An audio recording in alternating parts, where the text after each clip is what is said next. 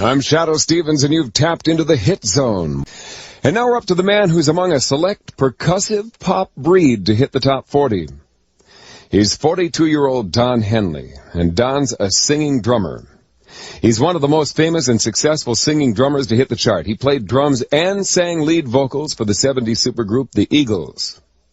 So now, let's tip our hi-hat to some other famous names who've serenaded us and banged out a blistering backbeat. In the 1960s, we had a singing drummer from history's biggest group, the Beatles. He's out on tour now, leading his all-stars, and that's Ringo. Other singing drummers in the 60s included the Beach Boys' Dennis Wilson from the band Levon Helm, and Gary Lewis from Gary Lewis and the Playboys.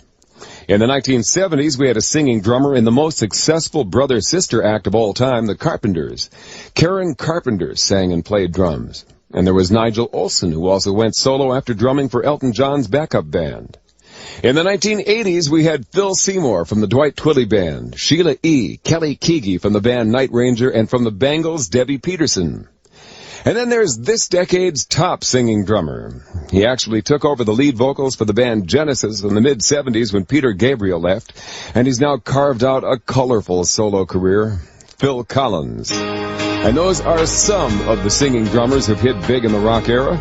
And now here's the man who inspired us down this beaten path, Don Henley. He took The End of the Innocents into the top 10 up to number 8, and now it's at number 13. 12 numbers of wonder to come on our way to number 1 as American Top 40 continues in a moment. Hits from coast to coast.